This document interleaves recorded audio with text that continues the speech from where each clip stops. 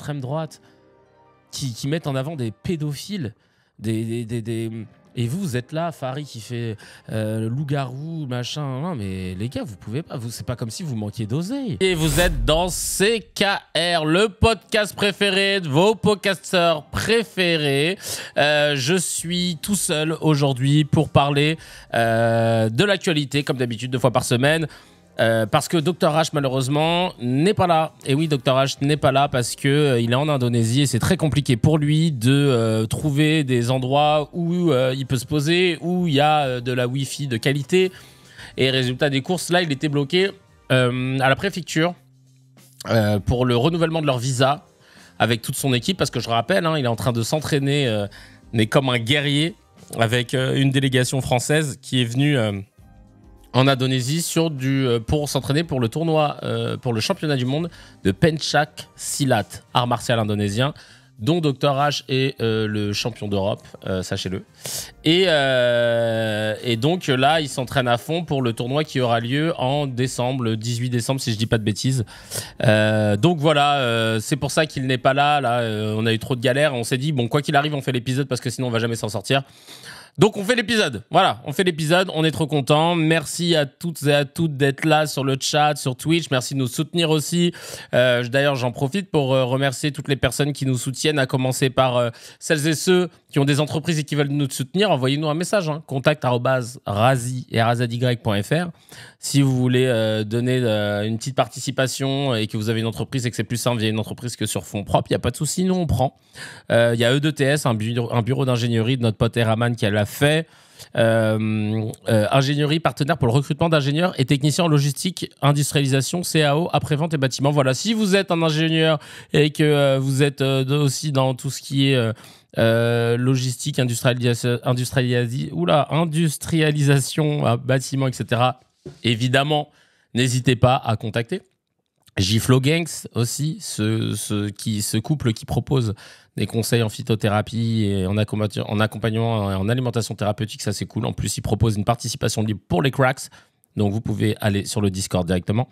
Et on a le Tcha Food Truck qui nous soutient chaque mois et ça c'est trop mignon. Merci 1000 fois du soutien à Philippe du Tcha Food Truck qui d'ailleurs nous a laissé un message, les cracks, et qui nous dit: Hello le CKR, c'est Philippe du Tcha Food Truck.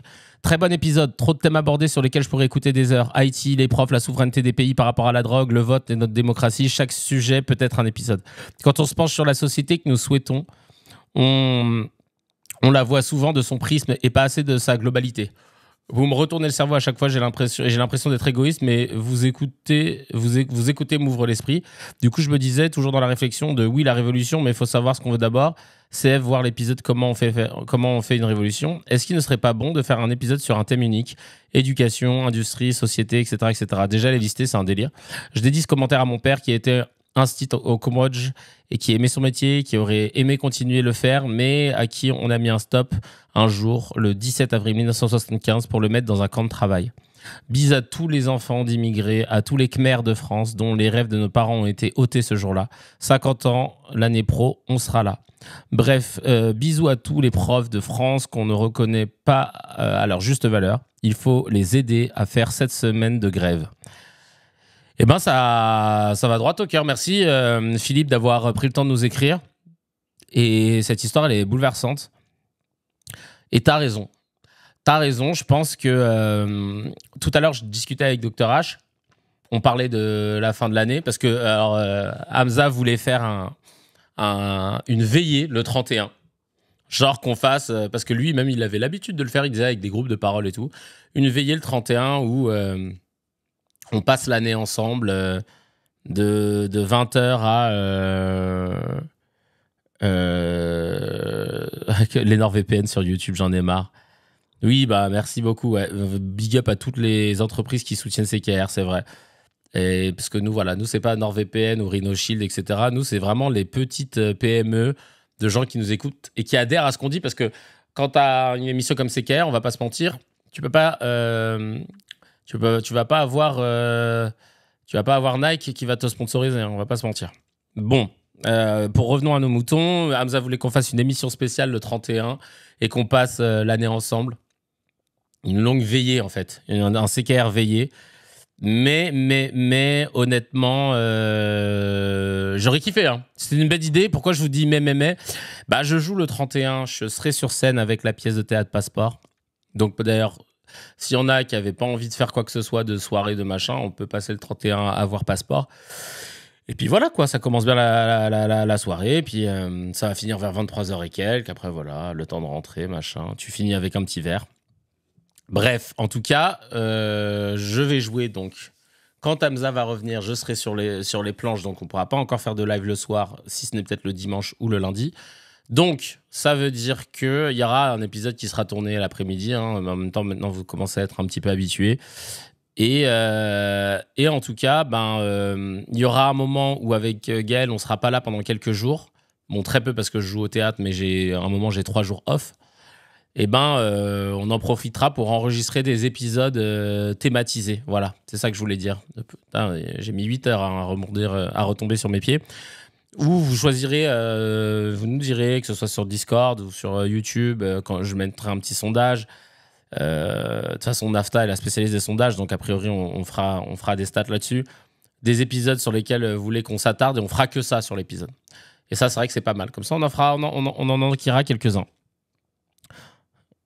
On peut garder les lives de jour, c'est chouette pour les chômeurs. Ah bah écoute, a priori les lives de jour, vous allez en avoir pas mal.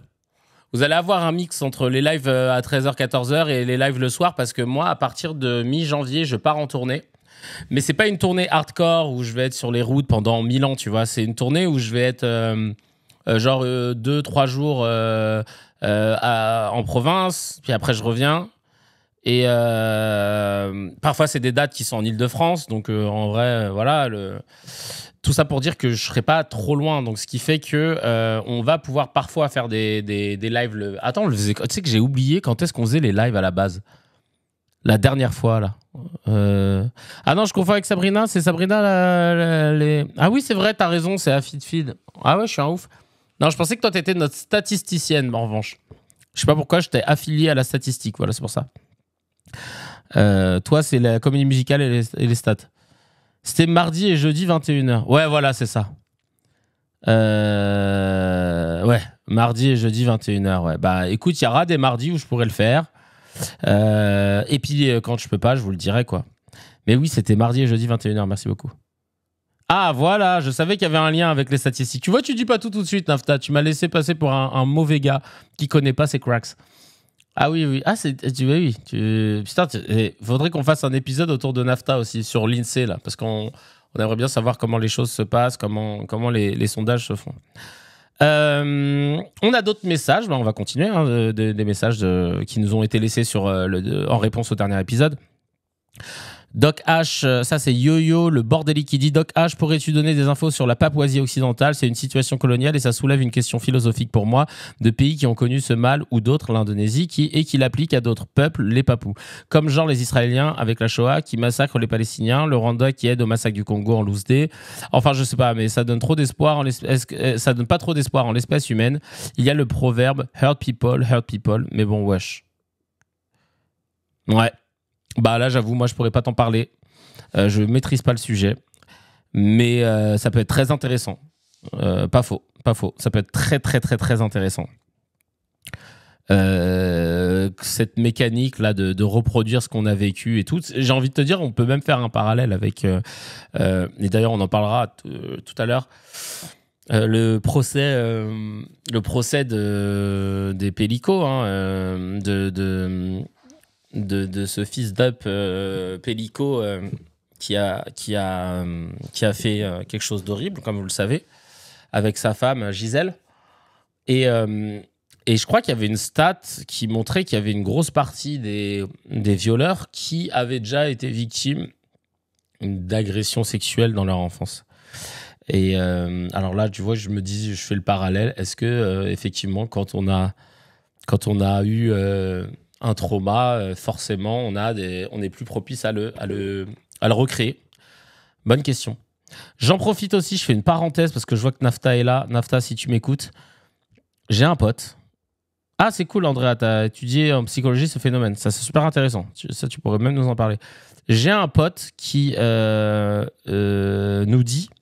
qui m'a confié c'est login pour que j'aille sur une plateforme qui s'appelle studio.com. C'est un truc de masterclass en ligne. Et il y a une longue masterclass de plein de vidéos qui font entre 40 minutes et 1 heure des 2 créateurs de Dear Evan Hansen qui ont fait aussi les compositeurs donc c'est des compositeurs de comédie musicale qui ont fait la comédie musicale Dear Evan Hansen, qui ont fait La La Land, qui ont fait The Greatest Showman. Ils ont même pas encore 40 ans. Des génies, et ils prennent le temps de te montrer comment tu fais une comédie musicale, et j'ai trouvé ça ultra intéressant. Je suis en plein dedans en ce moment, comme je bosse sur la mienne, et on en parlera juste après. Donc voilà, j'ai pensé à toi, Nafta. Je me suis dit tiens, ça c'est quelque chose qui aurait pu t'intéresser. Rachid, c'est son nom sur YouTube, nous dit: par rapport à la dernière vidéo, c'est dommage que l'info sur le bébé de 6 mois ait été un no comment. Il y a beaucoup à dire quand même. Ouais, mais je crois ouais, mais on va le faire, on va le comment, ça c'est clair, on va le comment, t'inquiète pas, parce que nous aussi ça nous a perturbé, on va pas se mentir. Aura Van qui nous dit: salut à toute l'équipe et merci pour tout votre travail. Pour les protéines végétales et animales, les historiens ont découvert que les gladiateurs étaient souvent végétariens. Ça paraît étrange au premier abord, mais en fait il y a une explication. En gros, les gladiateurs étaient des sportifs acteurs. Ils devaient donner un spectacle assez long, plusieurs heures en continu. Or, les protéines animales aident pour avoir des gros muscles, mais deviennent un handicap pour l'endurance qu'il faut tenir pendant des heures. Les protéines végétales leur permettaient d'avoir plus d'endurance, d'être plus endurants et donc de meilleurs acteurs. Activité principale du métier de gladiateur pour les combats. Merci encore pour les recherches et la masse de travail que vous offrez. Je vous souhaite à toute l'équipe une bonne continuation. Ah oui, on a une méthode en béton. Ah oui, non, pardon, l'INSEE, c'est pas des sondages, mais c'est des statistiques. C'est des études. C'est des études. Parce qu'on l'entend souvent, d'ailleurs, selon l'INSEE. C'est normal. Il y a pas beaucoup de gens qui sont fans de comédie musicale, donc dès que je pense à quelque chose en rapport avec la comédie musicale, obligé. Alice Miller, tiens, Andrea qui dit: Alice Miller parle. Face à un traumatisme, en gros, le cerveau disjoncte comme un compteur électrique. Ok. Parce que le cerveau, son rôle, c'est d'assurer ta survie. Soit tu arrives à affronter tes traumatismes en face, tu réactives tous les systèmes et fais face à toutes les douleurs et traumatismes, soit tu n'y arrives pas et tu mets une grande part de déni, et adulte, tu cherches à reprendre le pouvoir perdu et bascules dans la perversion et tu reproduis. Et tu bascules dans la perversion et tu reproduis. Ah bah tiens, c'est intéressant. Ok. Bah merci d'avoir pris le temps d'écrire, parce qu'en plus c'est chiant, parce que vous avez une limitation de caractère. Donc merci 1000 fois, Andrea. Ultra intéressant. Ultra intéressant. Il y a Samira Kalaf qui nous écrit souvent d'ailleurs sur YouTube, qui là il nous a dit: j'aime trop la passion que met Hamza pour nous expliquer les choses, il y met tout son cœur, c'est rassurant qu'il existe encore des gens comme vous. Et le message lui sera transféré. Et ouais, c'est pour ça qu'on aurait, je pense, tous aimé avoir un prof comme Hamza à la fac ou à l'école, parce que je rappelle qu'il a même enseigné un peu au lycée, et ses anciens élèves s'en souviennent encore de lui. Pour vous dire, j'ai eu des témoignages de gens, dont un mec qui maintenant fait du stand-up et témoigne en disant que Hamza, ça a été genre, tu sais, il y a toujours un ou une prof qui va te marquer, il en fait partie.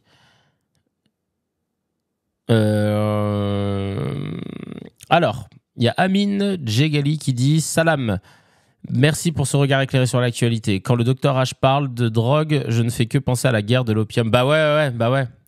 Ça, c'est un truc de ouf. Ça, c'est un truc de ouf aussi. Ah bah tiens, merci à Apache. Justement, on va en parler. Apache dans les commentaires qui dit: j'avoue que c'est pas du tout mon truc de base, la comédie musicale, mais le spectacle de Kevin m'a trop hypé sur sa comédie musicale. Merci 1000 fois. Et d'ailleurs, je tenais à vous remercier pour celles et ceux qui sont venus me soutenir sur scène mardi dernier pour mon spectacle Fallait être là. Franchement, ça m'a fait tellement plaisir de vous voir. Merci pour les cadeaux, pour le bouquet de fleurs là, qui trône fièrement dans mon salon à ma gauche, pour cette petite peluche de meilleur. Elle est magique. Non mais c'est magistral. Et cette casquette des Houston Rockets, mon équipe préférée de NBA, d'ailleurs qui cartonne en ce moment, les Houston. Je suis trop content. Enfin une remontada. Merci Inès, merci beaucoup. Franchement, ça a été une soirée, vous en avez vu, j'en ai pleuré à la fin.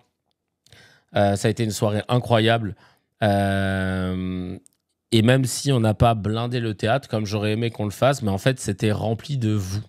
C'était rempli d'amour, de bienveillance, d'une connexion de ouf avec le public. Et puis voilà, je pense que maintenant, vous en savez un peu plus sur moi, pour celles et ceux qui sont venus, et pas qu'un peu. Et puis pour les autres, Dédicace à personne, fallait être là. Mais en tout cas, ça m'a donné un coup de boost de malade. Et en même temps, je suis apaisé.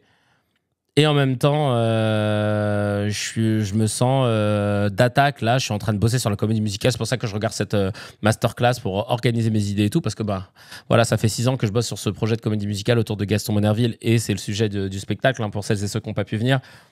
Ça m'a donné envie de remonter aussi bientôt sur scène. Mais genre juste en mode stand-up. Parce que c'est vrai qu'il y a des petits passages qui sont un peu drôles dans mon spectacle. On va pas se mentir. Et je me suis dit, bah tiens, ça pourrait être des petits bouts que j'isole. Et de remonter un peu dans des comédie clubs. Parce que moi, c'est vrai que pour la plupart, vous m'avez connu, je suis humoriste, j'aime bien faire rire les gens, j'aime bien le rapport avec le public. C'est surtout ça, en fait, mon adrénaline et ce qui me fait kiffer. Donc voilà, j'ai hâte de vous annoncer aussi des prochaines bonnes nouvelles. Mais en tout cas, merci 1000 fois d'être venu, d'avoir soutenu. Franchement, vous êtes des cracks.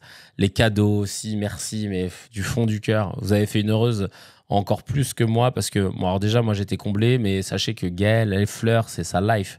Donc là, le bouquet, elle m'a dit, mais il faut garder le nom de machin parce que c'est un truc de fou. Et puis vos mots, j'ai lu tous vos mots. Alors je vous ai laissé un petit message sur le Discord. Merci pour vos mots. Franchement, c'était adorable. Des petits passages MDR. De temps en temps, on avait envie de pleurer. Parfois, on était en colère, mais la plupart du temps, on était plié en deux. Bon, bah, tant mieux, tant mieux. Mais en tout cas, merci beaucoup. Oui, ça va faire du bruit petit à petit, de fil en aiguille. Écoutez, je vais militer, mais vous savez, là, le spectacle que vous avez vu, c'est un seul en scène. Alors, c'est quoi un seul en scène? C'est comme une pièce de théâtre, sauf qu'il n'y a qu'une seule personne sur les planches. Moi, mon seul en scène, alors c'est vrai qu'il y a de l'humour parce que c'est ma nature, mais il y a aussi beaucoup de choses un peu profondes, d'émotions, etc. Je joue du piano et tout et tout. Et ça a été très compliqué pour moi. J'ai dû annuler pas moins de 10 dates quand j'ai fait ma tournée de rodage parce que les gens, ils réservaient pas parce que je pense qu'ils comprenaient pas. Ou alors il y en a, ils s'attendaient à un stand-up et machin. Et tu sais, c'est dur quand t'es un artiste et que tu te dis, mais j'ai envie de vous montrer d'autres choses de moi parce que je vous jure que je peux faire autre chose parce que j'ai plein de choses en moi. Je suis pas juste une machine à faire des blagues. Et je suis content que là, vous ayez pu le voir mardi que, bah ouais, non, je suis un artiste, quoi, c'est tout. Enfin, et qui aime raconter des choses. Et parfois, je le fais avec de l'humour, mais j'aime bien aussi prendre un piano et vous raconter autre chose. Parfois, j'aime incarner un personnage, comme quand je fais la plaidoirie de Monnerville, ou alors les Sénégalais face très rapidement aux troupes coloniales françaises, 1er décembre 44, quand ils se sont fait fusiller. Et d'ailleurs, Macron, vous avez vu, a reconnu le massacre de Tiaroy. Ah, bon, je sais pas, ça nous fait une belle jambe, mais enfin, 1944, enfin, il le reconnaît.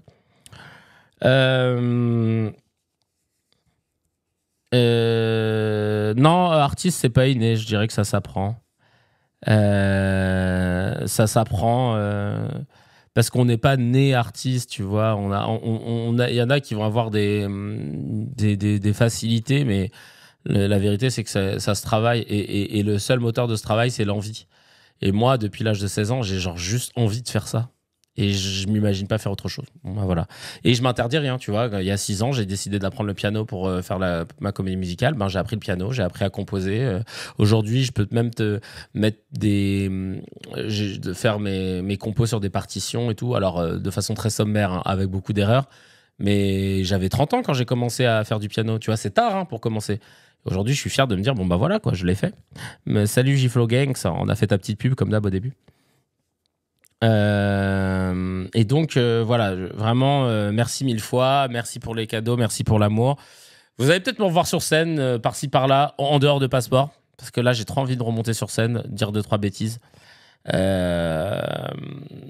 Et puis, en tout cas, ouais, Monnerville, là, je suis en plein dedans.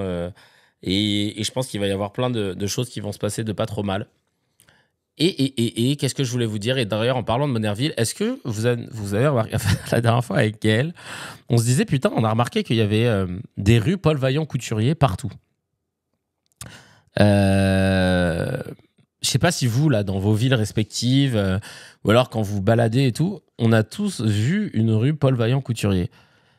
Et je me disais, mais c'est qui Paul Vaillant-Couturier? Parce que moi, je sais qu'à l'école, on ne m'a absolument pas dit qui était Paul Vaillant-Couturier, et ça doit être quelqu'un de ouf pour qu'il y ait son nom dans, j'ai l'impression, toutes les villes de France, quoi. Bah ouais, j'espère pouvoir venir en Haute-Savoie, moi aussi, évidemment. Ça me ferait trop plaisir. C'est trop cool là-bas. Mais je compte aller vers Chambéry, moi. J'en ai vu qu'à Paris. Ok, d'accord. Moi, j'en ai vu dans plusieurs villes. Bah, il y en a dans ma ville, il y en a à Paris, il y en a à Villejuif, je crois, qui est pas très loin. Et d'ailleurs, c'est pas par hasard que je dis Villejuif, c'est parce qu'en fait, en gros, Paul Vaillant-Couturier, je vous dis ça parce que c'est son pseudonyme d'ailleurs, Vaillant-Couturier, il s'appelle Paul Couturier. Il est né le 8 janvier 1892, il est mort le 10 octobre 1937. Il est écrivain, journaliste et homme politique français. Il a participé à la fondation du Parti communiste français. Il a été député de la Seine et maire de Villejuif. Et il a été rédacteur en chef de l'Humanité. Voilà. Et genre, lui, il a... Et genre, lui... Ah bah c'est gentil, merci. Merci beaucoup, Giflo Gang. C'est trop gentil, t'inquiète. Et donc, je me demandais pourquoi lui, il avait autant de rues partout par rapport à ce qu'il a fait. Je dis pas que il n'a pas fait grand-chose, mais par rapport à ce qu'il a fait, et que Monnerville, genre, on le connaisse pas.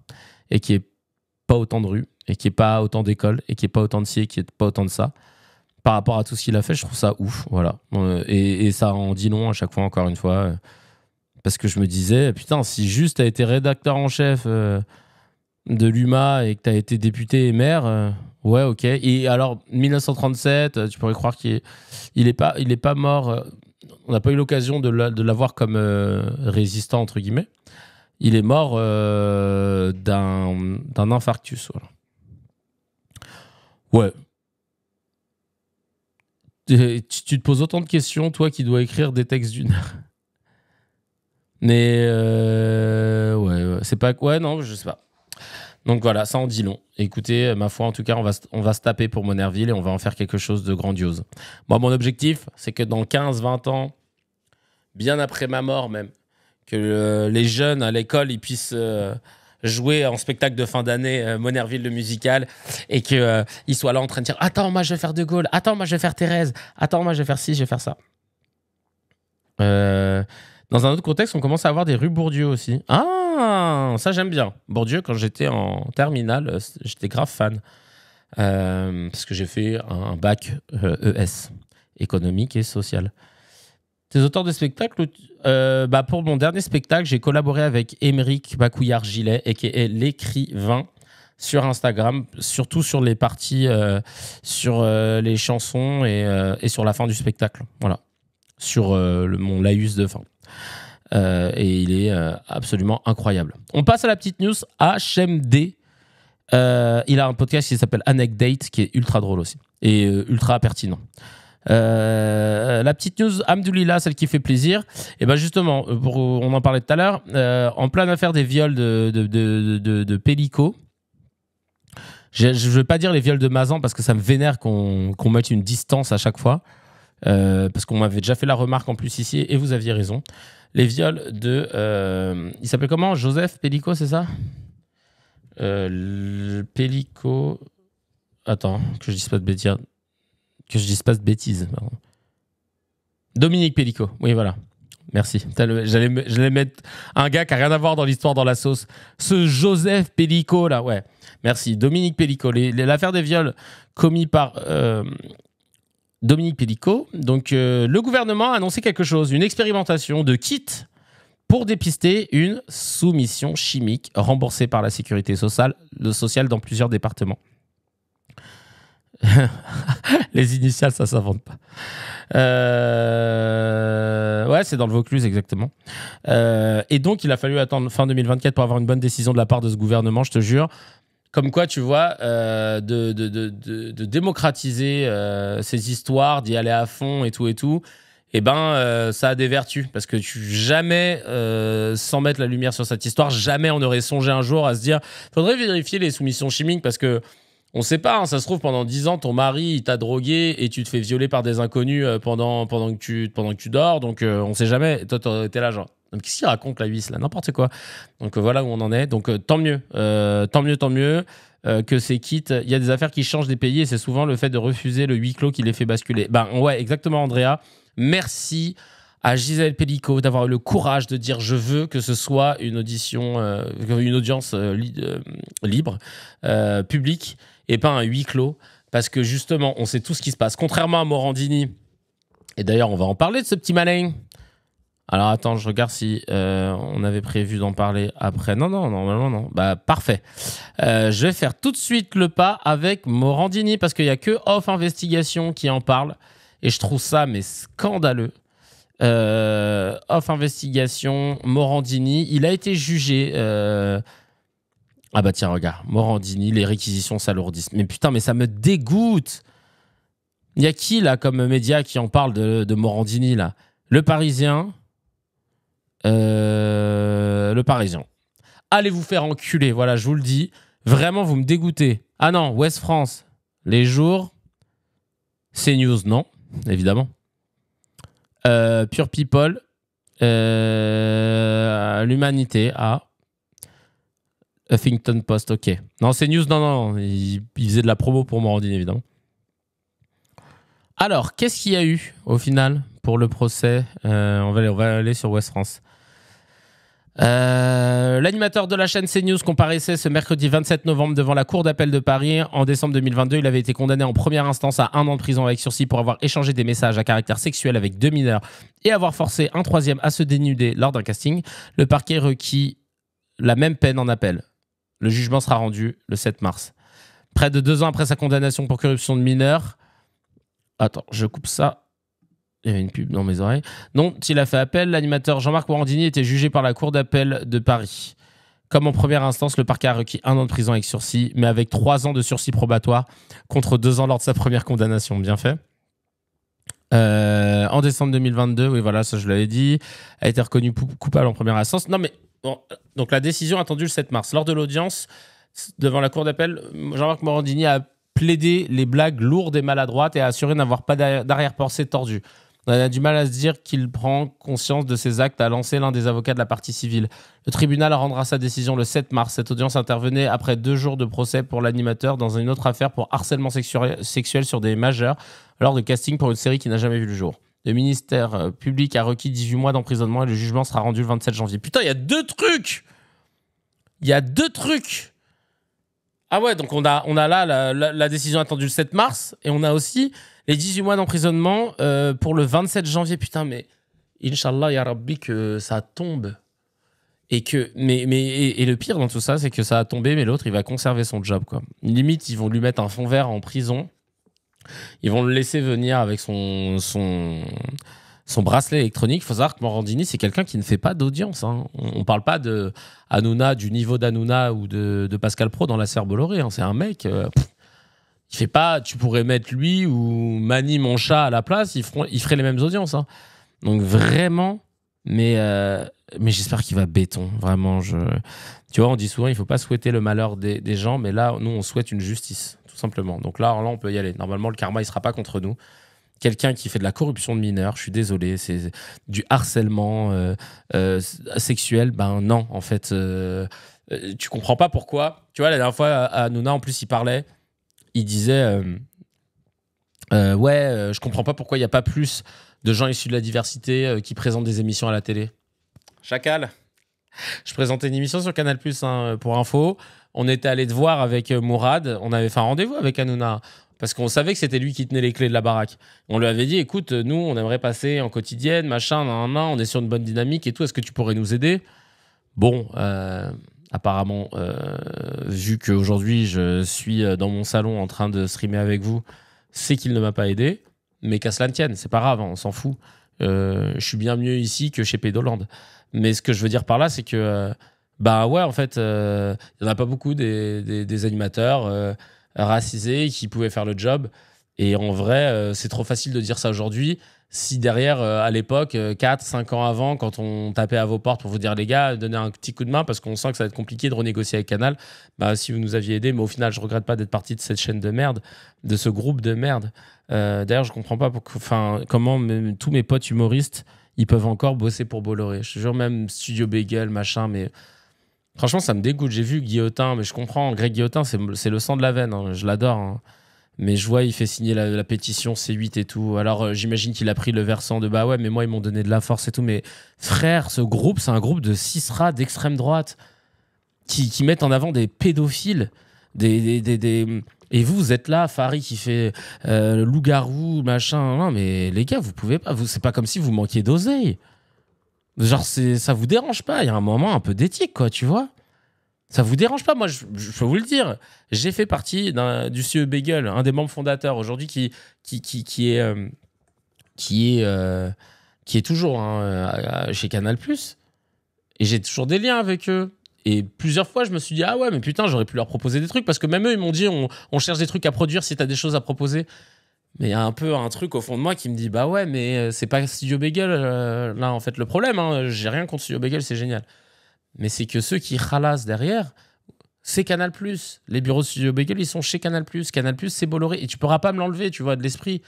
Que c'est un mec qui nous fait du mal. Et qui laisse des pédophiles à l'antenne, qui a annihilé toute liberté d'expression, toute contradiction. Bah, je peux pas, en fait. Donc, c'est pour ça que derrière, moi, quand je vois les Farid, Panayotis qui font leur truc là-bas... Mais Blanche aussi, hein. Blanche, elle a fait sa série là-bas pour ensuite, après, aller se la raconter quand elle a refusé Amazon. Déjà, si t'es un peu classe, juste à refuser Amazon, on n'est pas obligé de savoir que t'as refusé, tu vois. Si c'était un truc qui avait fuité, je dis pas, mais là, t'en as fait tout ton truc. Alors, au début, je me suis dit, ah waouh, c'est génial qu'elle ait refusé Amazon par rapport à Jeff Bezos. Mais ta série, Chacal, ta série, elle était où, là? Ta série éclatée au sol, hein, je le dis en passage, elle était vraiment nulle, sa série. Mais ça, c'est pas le propos, mais ta série, elle était diffusée où? Ta série où t'es sur la cuvette une cuvette de chiottes, là, où tu défends ton queumé, là, Louis C.K., qui lui-même a été accusé de quoi, d'exhibition sexuelle ou d'harcèlement, je sais plus. Bah, tu l'as faite sur Canal+, Chacal. Donc, les discours de... Les discours de ouais, regardez, j'ai dit non à Amazon et tout, bah merci, en fait, ça va. On est tous dans une schizophrénie dans ce milieu-là. Hein. Ouais, ça existe encore, le Studio Bagel, c'est eux qui produisent... c'est eux qui produisent... Putain, Brice, t'as ton gif animé à toi, putain, tu me montreras comment tu fais parce qu'on me le réclame moi aussi. Le Studio Bagel, c'est eux qui produisent Hot Ones, qui produisent... certains trucs de Mister V, là, le truc qui s'appelait MST. Ils produisent pas mal de tout ce qui est tout ce qui est dans le groupe Canal et qui est sous la bannière humour. Je pourrais vous le donner. Hein. Il y a plein de trucs, ça se trouve des trucs que vous regardez. Bon, bref. Donc c'est devenu une boîte de prod, en fait, un label de boîte de prod à l'intérieur de Canal+, quoi, en gros. Je pense que pour Morandini, c'est parce qu'il a des bails au cul qu'il est là, comme ça Bolloré a un ascendant sur lui en le protégeant ses affaires. Je pense que Morandini, il a surtout des trucs dont on ne sait pas sur... il a des trucs sur Bolloré, c'est pas possible. C'est vraiment pas possible. On peut pas être à ce point-là. Enfin bref. Donc voilà, et encore une fois, no offense to Farid, to Panayotis, etc. C'est des gens que j'aime bien et que je respecte. Je comprends pas. C'est-à-dire qu'ils manquent pas d'oseille, a priori. Les projets, ils en ont. Je comprends pas comment tu peux continuer de bosser avec Canal+. C'est tout. Alors que c'est une très belle marque, Canal+. Hein. Mais la façon dont ils ont défendu leur ligne éditoriale, bah ouais, je sais pas. Moi, je suis pas mécontent qu'ils nous aient dégagés au final. Hein. Sur le moment, t'es dégoûté, puis après, avec du recul, tu te dis, bah peut-être qu'ils m'ont fait ils m'ont rendu le plus grand des services. Parce que potentiellement, ça se trouve, et je fais le malin, hein, mais j'aurais été dans une dualité à savoir que c'est la merde, parce que Bolloré était déjà là quand je suis arrivé, mais c'était le début, tu vois. Et à vouloir fermer les yeux, à dire ouais, mais regardez, nous ça va, on dit ce qu'on veut, machin, bah ouais, mais d'un moment, non, tu peux pas. Donc je suis content de pas avoir été confronté à ce truc-là, parce que j'aurais été dans la même situation qu'eux, bah ouais, mais moi je veux manger, comment on fait, machin, donc non. C'est un cadeau qu'ils m'ont fait de me dégager, je te jure. Mais si tous les artistes arrêtaient de bosser à Canal+, Canal+ serait bien dans la merde, mais ça c'est vrai. Bien, ça c'est vrai. Blanche, il y a tout le monde qui lui tire dessus. Non, moi, vraiment, le coup de Amazon, qu'elle l'ait dit et tout, comme je trouvais ça cool. qu'on le sache qu'elle est refusée, qu'elle l'ait dit qu'elle avait refusé. Bon, c'est comme les gens qui disent qu'ils ont donné de l'argent à un SDF, tu vois, ou qui donnent à des assos. Mais que après derrière, tu vois que sa série, elle était sur Canal. C'est ça, en fait, que voilà, j'aimais pas trop. Ah bah ouais, je veux bien que tu mettes parce que tes émotes, ils sont top. Moi, j'en ai plein qu'en plus, on m'a découpé. Ah, celui-là, c'est Nani, génial. Et en fait, j'arrive pas à les mettre. Je ne pense pas, ils iraient chercher les héritiers de Michel Leb. Ouais. Blanche m'a saoulé avec son post sur Amazon. Ouais, bah ouais, pareil, moi aussi, en fait, c'était un peu too much. Fais tes affaires en silence. Ouais, voilà, c'est ça, en fait. C'est ce que je me disais. Salut El Noachi. Bref, tout ça pour vous dire que je sais plus comment on en a digressé je sais plus comment on a digressé sur le sujet, mais voilà. Alors, je vais continuer ma petite revue. On va passer au mezzé en vrai. Les petites news à picorer. Putain, on a déjà 40 minutes d'émission, on n'a toujours pas attaqué l'émission. Alors, ah ouais, alors cette histoire elle est dingue. Oh, j'avais trop envie d'en parler. Écoutez, accrochez-vous. Écoutez bien. Accrochez-vous à vos sièges. On y va. La mine Let's Get, ça a l'air de fonctionner. Mais bien sûr, quand tu as une commu, quand tu communiques sur tes sketchs, etc., tu remplis tes salles et c'est le plus important. T'as pas besoin de... Moi, je vois des artistes de musique. Un rappeur qui s'appelle Houston. Pas Matt Houston, pas Houston, le chanteur d'R&B des années 2000. Un rappeur qui s'appelle Houston, c'est un de mes potes qui bosse avec, qui s'appelle Clément Morin, que j'embrasse. Il a rempli l'Olympia. Voilà, on sait pas qui c'est. Bon, bah voilà. Quand t'as ta fanbase, quand t'as un engagement parce que t'es toi-même et que les gens te suivent, après, tu peux déplacer des montagnes. Et c'est ce qu'on va faire, nous aussi, les cracks, sachez-le. Demain, si on veut, on pourra se dire, ah, venez, on loue Bercy, on va faire un truc là-bas, on louera Bercy. Comme Maxime Biaggi, regarde, avec Zen et tout. Enfin, ils ont fait Bercy, ils l'ont sold out en 10 minutes. Bon, bah voilà, quand t'as une commu, ça vaut tous les médias du monde parce que la commu, c'est le meilleur média. Alors, cette histoire, elle est dingue. Soupçonné d'avoir menacé de rafaler un restaurant de cuisine israélienne dans le 17e arrondissement de Paris, la veille du match France-Israël, Younes, 49 ans, père de 4 enfants, a passé près de 3 jours en GAV. En réalité, Younes n'a menacé personne. Younes, on a changé le nom. Il écoutait simplement la chanson Rafalé, Rafalé du rappeur Caris dans sa voiture, arrêté quelques secondes à un passage piéton devant le restaurant pour laisser passer des piétons. Sa femme, Nadia, greffière dans un palais de justice et propriétaire du véhicule, a été également placée en GAV après avoir été interpellée à 6h du matin à son domicile. Durant sa garde à vue, Younes a fait un malaise et a dû être hospitalisé plusieurs heures. Des témoins auraient affirmé l'avoir vu à bord de la voiture en djellaba grise accompagné de 2 passagers. Les vidéos prouvent qu'il était seul, vêtu d'un pull à capuche noire et d'une parka vert kaki. Le couple a été relâché sans poursuite mais compte déposer plainte pour dénonciation calomnieuse et engager une poursuite pour dysfonctionnement du service public de la justice, annonce leur avocat, maître Ilassine Malawi. La suspicion sur les Arabes est beaucoup trop grande en France. Mais là, ouais, il y a Fuckboy777 dans les commentaires qui dit il y a un problème de racisme systémique en France, épisode 4618. Et Roassim qui dit donc il était en GAV juste pour une chanson de Caris. Pété de rire, ce pays part en couille. Bah ouais. En fait, là, il y a un moment où venez pas nous dire qu'on n'est pas qu'on est dans une paranoïa, qu'on n'est pas dans un 2 poids 2 mesures, etc.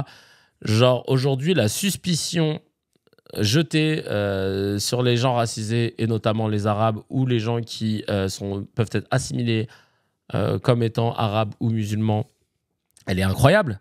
Le gars écoute Caris, il laisse passer des gens, on lui a inventé une légende. Ils étaient 3, il était en djellaba grise. Et heureusement qu'on a des caméras de surveillance.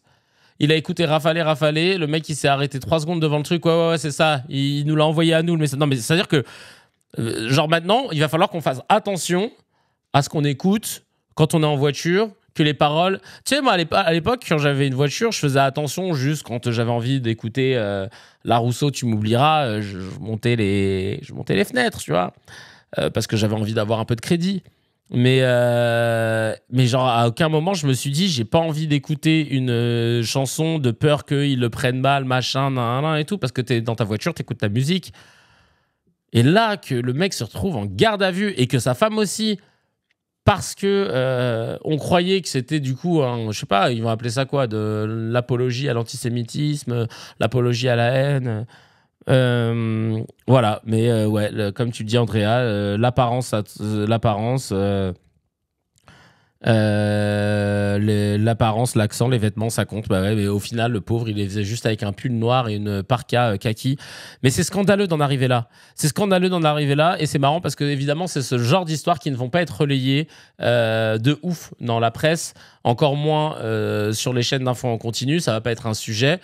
Alors qu'on a tous bien conscience que dans d'autres cas, ça aurait pu en être un. Je repense à dès lors qu'ils ont trouvé une vidéo d'un gamin sur TikTok qui va faire un truc où il va dire quelque chose d'antisémite ou quoi que ce soit, on va l'avoir en une partout. Et en fait, à force d'avoir ce traitement de 2 points de mesure constant, vous créez l'antisémitisme que vous voulez combattre. Et moi, c'est ça que je dis à chaque fois et que j'essaye de comprendre. C'est qu'en fait, de base, on est tous raccords pour dire qu'on exclut, on est contre toutes les formes de discrimination, quelle qu'elle soit. Mais dès lors qu'on voit les médias qui, au final, nous servent un peu de maître étalon, traiter avec plus de vigueur ou avec plus d'importance une discrimination au détriment d'autres, et pas de traiter toutes les discriminations pareilles, ou de ne pas traiter certains faits divers comme des faits divers et d'autres faits divers comme des affaires d'État, ou alors juste de dire bah non, on va pas en parler parce que c'est juste un fait divers. Le fait de différencier le traitement comme ça constamment depuis des années et des années et des années, vous augmentez l'antisémitisme en fait, parce que vous augmentez le caractère sacré d'une discrimination vis-à-vis des autres. Et vous desservez du coup la cause, à savoir l'antisémitisme. Vous desservez la lutte contre l'antisémitisme. Et vous desservez les gens concernés, à savoir les Français de confession juive. Et c'est ça le problème en fait. Et le problème, c'est qu'on a un ennemi commun, le traitement médiatique. J'appelle ça l'effet chouchou de la maîtresse, en fait. Quand tu es dans une école, quand tu es dans une classe, et que tu as un chouchou de la maîtresse. Genre, la maîtresse, quand le chouchou, il parle, elle lui dit rien. Quand les autres parlent, elle les engueule, elle leur met une punition. Et au bout d'un moment, qu'est-ce qui se passe ? Le chouchou de la maîtresse, plus personne ne veut lui parler. Et tu as envie de leur dire, hey, don't hate the player, hate the game. Mais au bout d'un moment, il lui parle plus. Et dans le pire des cas, dans la cour de récré, ils vont le frapper. Et en fait, le chouchou de la maîtresse, c'est vraiment les médias. Et pardon, la maîtresse, c'est les médias. Le chouchou de la maîtresse, c'est la communauté juive. Et c'est exactement ce qui se passe en France depuis des années. Ce traitement disproportionné, asymétrique de la discrimination liée au peuple juif, à la communauté juive versus les autres peuples racisés, les autres communautés racisées, et on en est à ce qu'il y ait une montée de l'antisémitisme, que des gens tombent dans le complotisme, etc. Mais c'est un truc de ouf, en fait. Et c'est ancré maintenant, tu vois. C'est genre...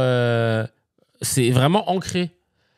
Et donc, ça nourrit tout un tas de fantasmes, mais qui, au final, à force d'être fantasmés, à force de les entretenir, ils commencent à devenir réels. Et résultat des courses, en fait, vous allez jamais réussir à régler le problème de la montée d'antisémitisme en France en continuant de faire comme ça. J'ai jamais vu une loi qui permettait de combattre un racisme. Parce que les lois contre toutes les formes de discrimination, elles existent déjà. J'entends tout le temps les politiques dire ouais, il faut qu'on trouve une... Là, on va renforcer les lois. Mais renforcer quelle loi ? C'est déjà pénalement répréhensible. Qu'est-ce que tu veux faire de plus ? Peut-être qu'il faudrait réfléchir différemment pour une fois. Peut-être qu'il faudrait se dire peut-être qu'on n'a pas pris le problème du bon bout et qu'il faudrait tout simplement voir comment on en parle, voir comment on le traite, voir ce qui fait que des gens puissent penser ce qu'ils pensent et prendre le sujet dans l'autre sens. Et là, peut-être que ça irait un peu mieux. Et les médias sont en première ligne dans cette affaire. T'as pas les médias qui font mal leur job et qui distillent la haine et qui entretiennent une différenciation entre les peuples. T'as pas de montée d'antisémitisme. Ça, je te le signe. T'as des médias fers qui traitent ce qui doit être traité. Parce qu'il y a des sujets de faits divers, normalement, on devrait même pas avoir à les traiter. Ça, en fait, c'est un fait divers. Mais sauf que ce qu'il dit, c'est le sous-texte, il est grave. C'est pour ça qu'on en parle. Mais la vérité, c'est que demain, tu as des médias qui sont propres. Tu réduis de moitié toute mauvaise pensée que des Français pourraient avoir les uns vis-à-vis des autres. Vraiment. Parenthèse fermée. Les migrants au Maroc. Il y a un reportage de TF1 qui parle du nombre de retraités français qui s'installent, 3 petits points, au Maroc. Il serait 4000 rien qu'à Agadir, attirés par les avantages fiscaux, les prix bas et la douceur de vie. Et il y en a qui disent, certains même disent qu'ils vont au restaurant tous les jours. Ils vont tous les jours au restaurant, c'est génial. C'est des migrants. Hein. C'est des migrants, hein, en vrai. Ah ouais, hein, il faut dire les termes. Il y a Révolté qui dit 4000 immigrés, ça commence comme ça le grand remplacement. Inès Medina qui dit et quand ils votent, beaucoup d'entre eux n'ont aucune gêne à mettre un bulletin pour l'extrême droite. Plus hypocrite que tu meurs. J'ai eu la chance de... Alors, il y a quelqu'un qui me demande si je connais Edgar Rive. J'ai fait, je pense, l'interview qui l'a même popularisé dans le game des interviews, Edgar Rive. C'était en 2023. Et depuis, il m'a dit tout le monde m'appelle pour que je fasse des interviews, pour que je redise les trucs et tout, machin. Là. Donc écoute, en tout cas, ça fait plaisir. On avait fait il nous avait pondu une masterclass. Ouais, donc tout ça pour dire que... Non, mais il y a les bons et les mauvais migrants, exactement, Nafta. Des migrants qui prennent la place des Marocains sans participer à la vie locale, entre autres. Et là, tu vois, ça nous choque à plat. Alors que c'est beaucoup, hein, 4000. Hein. C'est beaucoup et c'est pas beaucoup en même temps. Mais t'as envie de dire, les gars... Vous nous dépeignez le truc. Là, d'un coup, dans ce sens-là, ça vous dérange pas. Et c'est vrai que moi, ce qui me choque de ouf, c'est que... Ah merde, attendez, j'avais un truc dans le casque. Le Maroc est devenu le 3e lieu de résidence préféré des retraités français dans le monde. Le nombre a triplé en 10 ans dans la région d'Agadir. Et qu'est-ce qu'ils disent? Qu'est-ce qu'ils disent? Ouais, le coût de la vie, il est moins cher, machin. Bah oui, c'est mieux. Et en fait, ce qui est ouf, c'est que il y a beaucoup d'expatriés. Enfin, pardon, il y a beaucoup de migrants français, notamment à Dubaï, qui arrivent à trouver le moyen de voter pour Éric Zemmour lors des dernières présidentielles. Et ça, vraiment, ça m'a choqué. Vraiment, j'ai pas compris. Vraiment, j'ai pas compris. Ce qui est énervant, c'est qu'ils ne font aucun effort pour s'intégrer partout au Maroc. C'est très peu après le Darija et ils restent entre eux au CAF. Ah ça m'étonne pas. Tu vois, communautarisme. Ouais. Et ouais. Et après, ça vient donner des leçons. Ça me rend ouf. Île Maurice, c'est pareil. Ouais, les Européens sont les pires communautaristes à l'étranger. Mais oui. Le Maroc, le coût de la vie peu cher, plus pays stable, ça attire forcément. Bah ouais. Fais-nous un petit truc au piano. Allez. Et voilà. Non, mais tout ça pour dire que vraiment, hein, pour le coup, ça me rend ouf, mais vous pouvez pas dépeindre comme ça le sujet, de les montrer tout contents, et puis tout se passe bien et tout, sans faire le parallèle avec la façon dont nous, on traite les immigrants en France. Voilà, je voulais juste le dire parce que c'est assez scandaleux de voir ça, qu'on en parle, comme si de rien n'était et tout. Comme ceux qui habitent à Bali, tu vois jamais les locaux hormis... et tu vois jamais les locaux hormis pour porter les valises. Non, mais c'est horrible. C'est totalement ça. Bref. Et bon, là encore une fois, le prisme de la presse. Si la presse les médias avaient décidé d'en faire un sujet, mais en prenant l'angle qu'on aborde, tu vois, qui est en vérité, qui est faire. On a un traitement médiatique des immigrés en France qui est scandaleux, des migrants, les machins, ils nous envahissent, ils sont trop, etc. Alors que tu as tous les chiffres qui nous montrent que c'est pas le cas. Et qui nous montrent surtout que comme on fait de moins en moins d'enfants, on va être en galère de ouf, de 109, de jeunes, de gens qui vont pouvoir travailler pour payer la retraite des Français, qui vont galérer pour payer tout un tas de choses et participer à l'effort collectif. Tu te rends compte que même les migrants, quand ils viennent bosser, ils participent pas à l'effort parce que ils génèrent en fait, ils payent en fait des impôts, ils génèrent ils payent à bouffer, ils génèrent de la TVA, enfin tout. Donc en fait, pour tous ces trucs-là, tu dis putain, on a un truc biaisé où en France, on adore dire que là, j'entends encore. Hein. C'est-à-dire que là, dans des débats que j'ai vus récemment, les gens ressortent sur les débats sur les chaînes d'actu, ils ressortent encore l'immigration comme le sujet quasi numéro 1. Et donc après, c'est regardez, pour les Français, hein, le sujet numéro 1, c'est l'immigration. Bah oui, mais si tu le dis tous les jours que Dieu fait, que c'est un sujet à la télé et que tu as des gens qui te regardent, bon, bah évidemment, hein, prophétie autoréalisatrice. Alors que putain, allez voir la pièce passeport. Hein, je dis pas ça parce que je joue dedans, mais vous allez avoir les chiffres. Vous allez avoir ce que c'est que le parcours des migrants quand ils arrivent en France. L'OFPRA, le CADA, l'OFI, tout ça, tous ces parcours, tous ces acronymes où déjà quand tu parles français, t'es perdu, mais alors quand en plus c'est pas ton pays d'origine et que c'est pas ta langue d'origine, mais va t'y retrouver avant d'obtenir potentiellement hein, un titre. C'est scandaleux. Bref, c'est scandaleux. Je trouve ça bizarre. Coïncidence, ce reportage juste après que Bardella parle de son grand-père installé au Maroc. Ah ouais, j'avoue. Il y a un message, excusez-moi. En vrai, si on veut que le peuple, au sens large du mot, puisse se réveiller, il faut que le budget de l'ARCOM soit multiplié par 10, les sanctions multipliées par 20.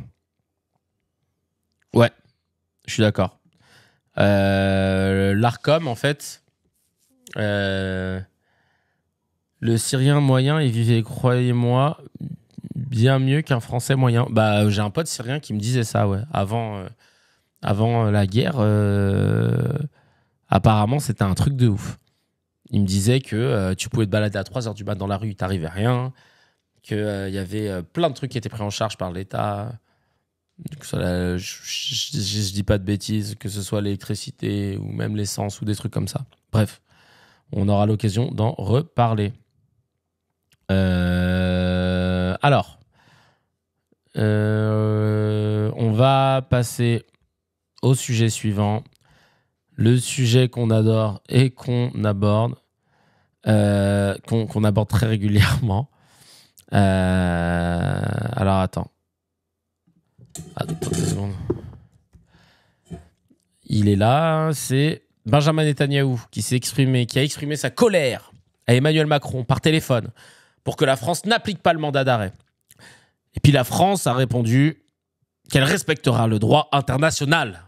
Ouais, bravo Emmanuel Macron, tu as dit les termes. Sauf que Emmanuel Macron a ajouté que le juge pourrait décider d'accorder l'immunité au chef d'État.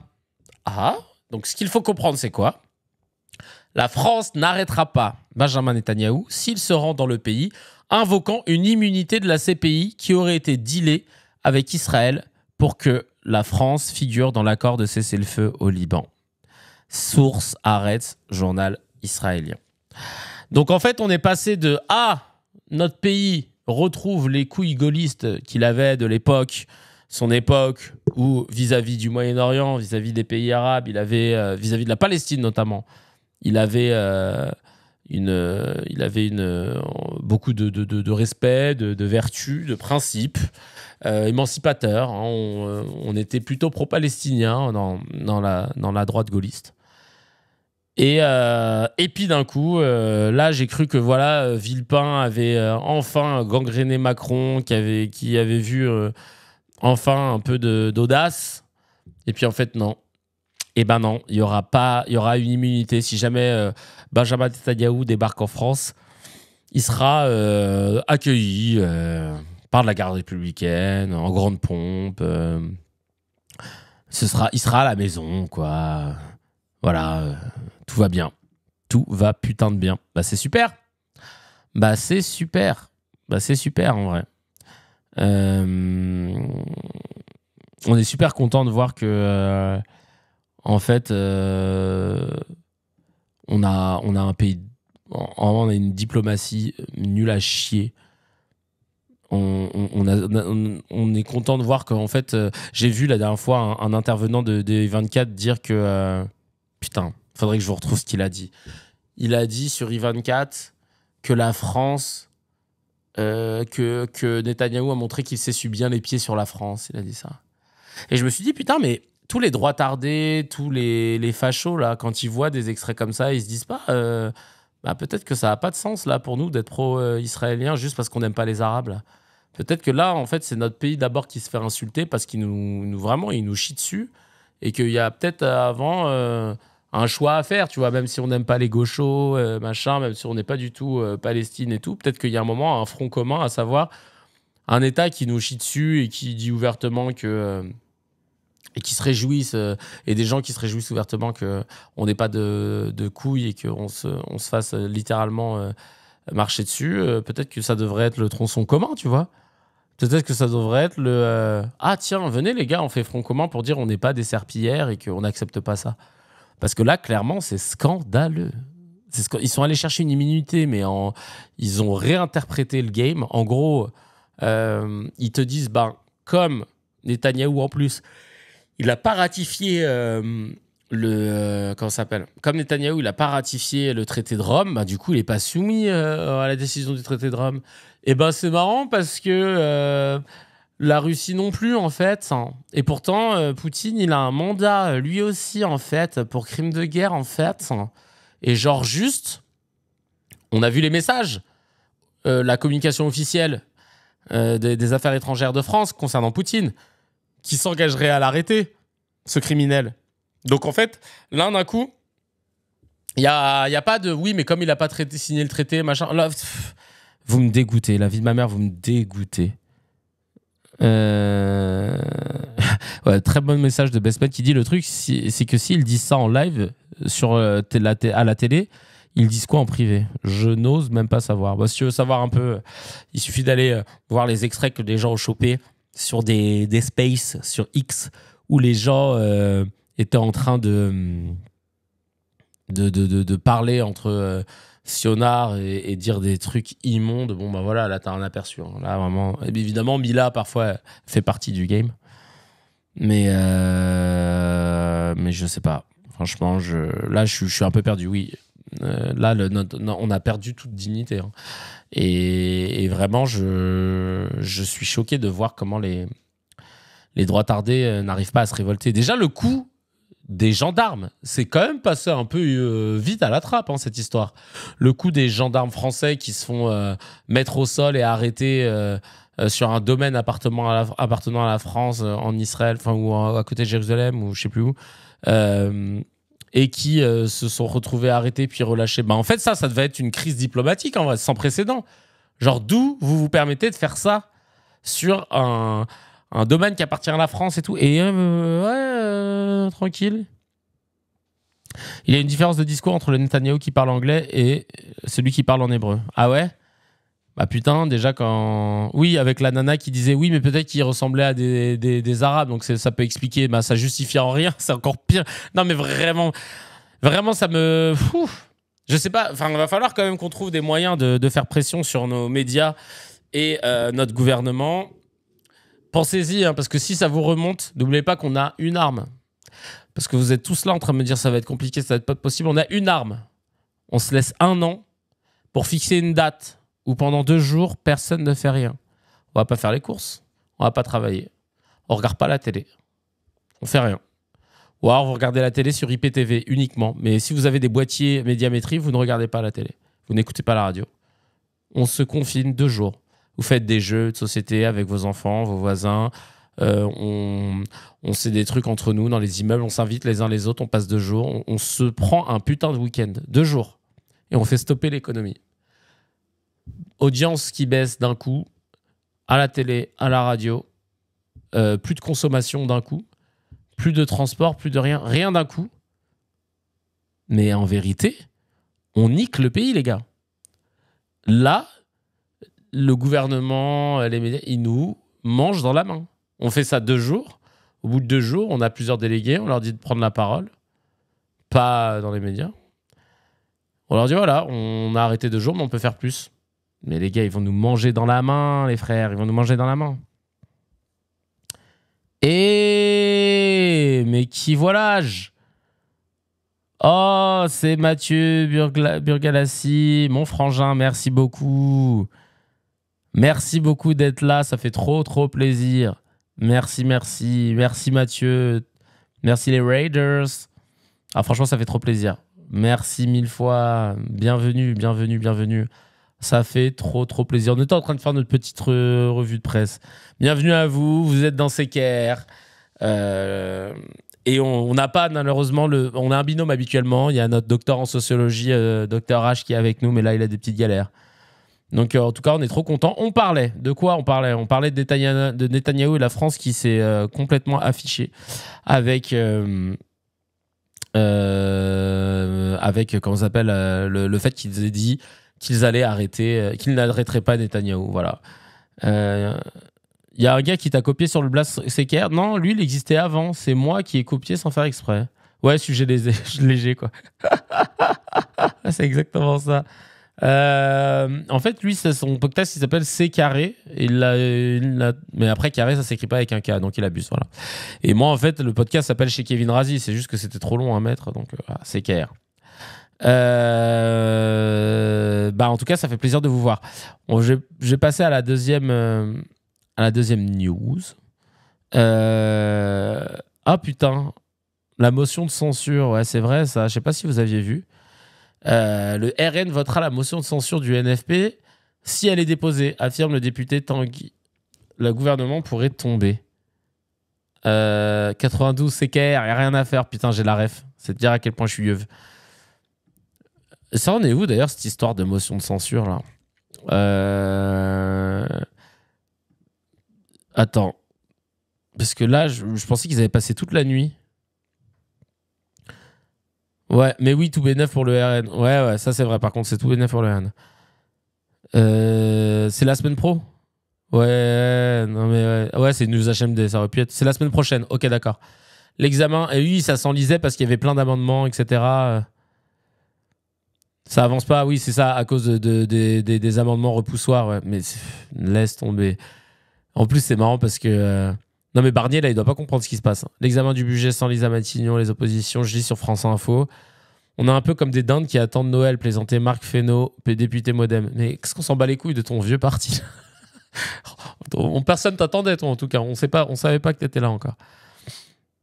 Ça va finir en 49-3, malheureusement, je crains. Mais la motion de censure, elle pourrait être hardcore, en tout cas. D'ailleurs, j'écoutais un débat où la malhonnêteté, c'est David Guiraud qui les avait remis en place. Parce qu'en fait, ils ont dit oui, finalement, avec le bouclier tarifaire, je sais pas quoi, on va retirer ce truc-là, ce qui fait que ça va juste augmenter de 5% au lieu de 7%, comme ce qu'il était prévu. Et t'as un éditorialiste sur le plateau qui dit donc, au final, voilà, les Français vont quand même gagner du pouvoir d'achat. Et puis, ils lui disent, mais ils vont pas du tout gagner du pouvoir d'achat, les Français.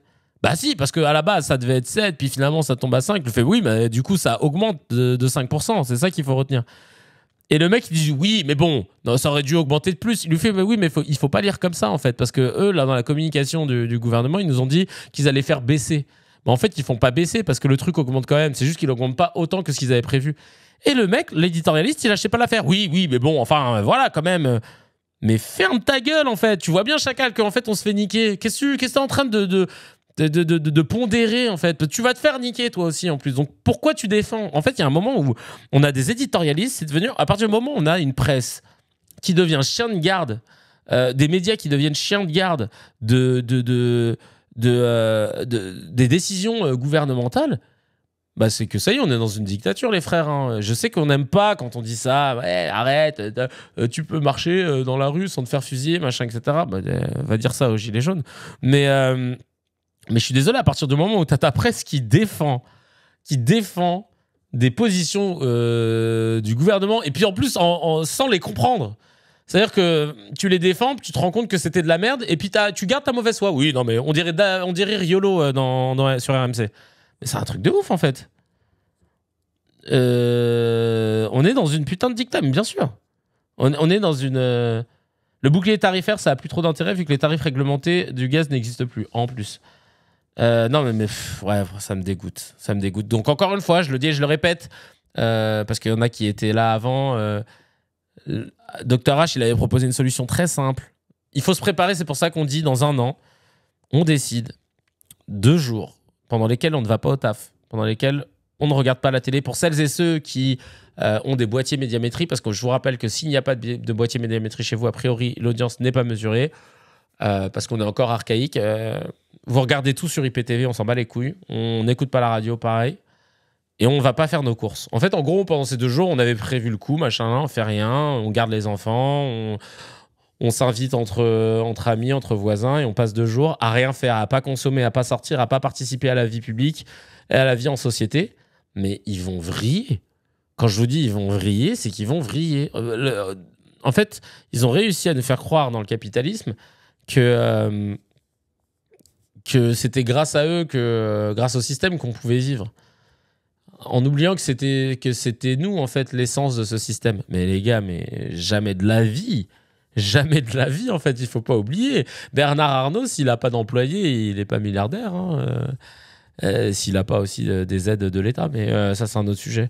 Mais en fait, si demain, les gens décident de plus taffer, les patrons, ils ont quoi? Ils ont quelques millions, milliards d'euros à tenir, vous allez me dire. Mais par contre, il n'y a pas d'argent qui rentre et il y a de l'argent qui sort. Et ça, c'est problématique. Et ils n'aiment pas ça. Donc, c'est super important de réussir. Toi, tu crois pas qu'ils vont vriller et que ça s'appelle l'Orio lutte des clashs, je te jure. Pendant 2 jours, on l'achètera. Tout ce qu'on n'a pas acheté pendant 2 jours, on l'achètera au 3e jour. Ils peuvent lisser les ventes sur plusieurs mois, ils s'en foutent. Je te jure que non. Je te jure qu'il y a des domaines sur lesquels ça ferait bien chier. Évidemment, si on peut le faire une semaine, c'est bien, mais je voulais dire 2 jours pour pas faire flipper les gens. Parce qu'on n'a pas tous les mêmes prérogatives, tu vois. On n'a pas tous les mêmes responsabilités. Il y a des gens qui ont des tafs qui sont tendus dans le sens où, si tu t'occupes de quelqu'un qui a besoin d'une assistance médicale H24, évidemment, on va pas te dire de sacrifier la personne. Sauf si la personne te dit « T'inquiète, je gère ». Mais en fait, c'est ça. Ce que je veux dire, c'est qu'on est dans un tel système qu'on nous fait croire tous les jours que Dieu fait que nous, on doit remercier la banque et on doit remercier l'État, le capitalisme d'être vivant et de pouvoir s'en sortir. Et t'as envie de dire « Ben non, chacal, c'est moi qui charbonne, hein, c'est moi qui mets les mains dans le cambouis. Là, arrête d'inverser les rôles, quoi. » Bref, ça me rend ouf. Je pense qu'on va juste morfler. Je sais pas. Mais venez, on teste. Faut des caisses de grève et tout, mais on n'est pas assez politisé au global. Ouais, peut-être, ouais. Bestman qui dit, petite parenthèse, what the fuck, dans lequel on vit, Barnier et le gouvernement ont demandé à Michelin combien d'aides d'État ils ont reçues. C'est-à-dire que l'État arrose tellement les grosses boîtes qu'il ne sait pas combien on leur donne de subventions au total. Ah, putain. Salut Médiamétrie. Ouais, j'ai fait une vidéo sur Médiamétrie d'ailleurs, si vous voulez regarder sur ma chaîne YouTube. Il y a un panel de volontaires ridicule et il faut avoir un boîtier Médiamétrie avec soi tout le temps. Exactement. C'est pour ça que j'expliquais aux gens que si on veut niquer les audiences d'une émission, c'est pas parce que toi, chez toi, tu vas pas regarder la télé qu'il va se passer quelque chose. En revanche, si vous connaissez des gens qui ont un boîtier Médiamétrie chez eux, moi j'en connais, si je leur dis de regarder Gulli toute la journée, et ben ça va être mesuré. Bon, après, normalement, il y a un truc où ils t'appellent pour te dire mais il y a un problème, je crois, machin, parce que Gulli, il s'est passé quoi là? Pourquoi vous regardez ça à 24? Mais effectivement, oui, c'est. Bref. Je vous conseille d'apprendre à être plus en autarcie, genre le tricot, le crochet, la couture. Bah, on va tous s'y mettre. Alors, l'armée israélienne a mené une frappe sur une installation du Hezbollah au sud du Liban, en plein cessez-le-feu. C'est il y a quelqu'un en commentaire Aswan qui met mais non, Israël n'aurait aucune parole. Et Agent Connor qui dit le Premier ministre demande une immunité en France pour un cessez-le-feu à Gaza, mais ensuite il continue de bombarder et la France et le monde ne dit rien. Non mais il y a le bon, il y a le mauvais cessez-le-feu. Le mauvais cessez-le-feu, c'est celui qui on lui dit de pas tirer, il tire. Ah, oh, tu les reconnais, mais à 1000 km à la ronde. Alors que le bon cessez-le-feu, bon, on lui dit de pas tirer. Il tire. Mais c'est un bon cessez-le-feu, quoi. C'est comme il y a le vendard, il n'y a pas de non-viandard. Franchement, je sais pas, je vais demander à Meyer ce qu'il en pense. Qu'est-ce que t'en penses, toi, là, de ce que vient de faire Israël? Est-ce que tu penses... Oui. Oui, ça marche, le micro. Est-ce que tu penses vraiment que c'est normal de tirer alors qu'on a dit cessez-le-feu? Écoutez, il n'y a pas de colons en Judée-Samarie. Arrête, c'était pas ce qu'on disait, là. C'est bon, Meilleur, il est chiant. Il est toujours en train de tout tirer sur la Judée-Samarie, il m'emmerde. Tout ça pour dire qu'on n'est pas étonné, non c'est clair, mais encore une fois, on adore voir le traitement médiatique de chaque affaire et voir au final comment Les gens vont... pauvre peluche qui a le mauvais rôle. Ah, bah on me l'a offert, c'est les cracks, ils m'ont offert. Il s'appelle Meilleur. J'ai pas dit qui c'était, hein. Il s'appelle juste Meilleur, c'est un prénom comme un autre. Et il est un peu chafouin. Mais là, comme il est tout petit, on peut le contrôler. Mais voilà, donc il parle tout le temps de je suis des Samaris, alors que au niveau du droit international, ça n'existe pas. Voilà, tout ça pour vous dire. C'est presque comique de les voir essayer de se dépatouiller pour les défendre maintenant. Ah, mais oui. Et d'ailleurs, je sais pas, c'est marrant que tu dises ça, Clovin, parce que je sais pas si vous avez vu, il y a eu une. On sent le vent tourner là. Parce qu'il y a eu Cohn-Bendit. Il a pas la bonne coupe. Ouais, c'est vrai, putain, mais il y a une perruque sinon derrière. Hein. Me chauffez pas. Désolé, on t'a fait adopter un slash. Voilà, regardez la tribune de Daniel Cohn-Bendit et Raphaël Glucksmann. Ils disent comment ne pas voir que la riposte israélienne viole les lois de la guerre et piétine le droit international. Elle date du 26 novembre. Alors que l'élection de Donald Trump pourrait conforter Benjamin Netanyahou dans sa stratégie meurtrière, les anciens et actuels députés européens affirment dans la Tribune au Monde que le mandat d'arrêt de la CPI contre le Premier ministre israélien n'est pas antisémite et appellent la France à reconnaître l'État palestinien. Genre, ils se sont réveillés là le 26. Hein. Le 26, les frères, le 26 novembre 2024. Non mais, alors que Glucksmann, il voulait pas en parler. Cohn-Bendit et tout, allez vous faire foutre. Oh là là là là là là. Dans leur tribune, là, ils ont... alors attends, qu'est-ce qu'ils ont dit ? Nous avons pleuré avec les Israéliens le 7 octobre 2023, le plus abominable pogrom depuis la Shoah. Nous avons toujours pensé et dit que le Hamas était une organisation terroriste et qu'Israël avait le droit de se défendre, de le combattre et d'éliminer ses chefs. Nous sommes profondément attachés à l'existence d'Israël et nous voyons bien à quel point le Hamas, le Hezbollah et la théocratie iranienne qui les pilote visent sa destruction. Comment ne pas voir maintenant, pour autant, que la riposte israélienne viole les lois de la guerre et piétine le droit international ? Comment ne pas voir que Benjamin Netanyahou a fait de la continuation sans limite ni fin de cette guerre à l'horizon de la survie politique. Et d'ailleurs, tiens, je vais vous parler d'un truc. Vous savez qu'il y avait un Bibi Leak là récemment là, dans l'actualité israélienne. Le Bibi Leak qui n'a pas du tout été commenté en France. Et malheureusement, encore une fois, on est obligé de faire appel à la presse israélienne pour en apprendre un peu plus. Il y a France 24 qui en a parlé. Et cette affaire, elle est assez dingue. En gros, là, je galère à retrouver l'article. En gros, t'as un des gars qui bossait pour lui qui avait récupéré des documents classifiés qui légitimait qui l'a modifié, qui l'a falsifié pour légitimer le fait qu'il fallait continuer à attaquer Gaza et à pilonner de ouf et tout. C'était par rapport à des documents falsifiés pour justifier la présence, justifier le fait que le Hamas avait tué des otages, etc. et tout. Bref, au final, c'était faux et du coup, ils se sont appuyés sur ces documents-là qui ont été falsifiés pour justifier qu'ils continuent de pilonner aveuglément la bande de Gaza. Et genre, encore une fois, c'est à croire que nous ne sommes pas en France. La presse française, les médias français n'ont pas décidé d'en faire la une. Parce que vraiment, là, pour moi, c'est la une. Clairement, c'était genre... Waouh, qu'est-ce qui se passe, quoi, tu vois ? Et puis, bah non. En fait, non. Et ce traitement-là de l'info, il est fatigant, là. Il est fatigant parce qu'il participe à tous les fantasmes, tout le complotisme, toute la montée de l'antisémitisme. Et en fait, au bout d'un moment, tu dis, bah les gars, en fait, vous nous aidez pas, là. Parce que si, même nous en France, on n'a pas de liberté de presse vis-à-vis de ce sujet qui ne concerne pas la France, hein, je le rappelle. Ah bah ça y est, j'ai retrouvé un article, c'était L'Orient le jour. Mais j'ai plus le nom du gars là, putain. Ils avaient donné le nom de son affaire en rapport avec le gars qui avait falsifié ses documents. Alors attends, ah oui, Eli Feldstein, voilà. Un procureur israélien, collaborateur du Premier ministre, Netanyahou a été inculpé pour avoir transmis des documents classifiés dans l'intention de nuire à l'État dans une affaire qui a secoué le pays. Eli Feldstein a été accusé d'avoir obtenu et divulgué illégalement des informations militaires sensibles dans l'espoir d'influencer l'opinion publique et d'alléger la pression exercée sur Netanyahou pour qu'il fasse des concessions majeures afin d'obtenir la libération des otages israéliens à Gaza.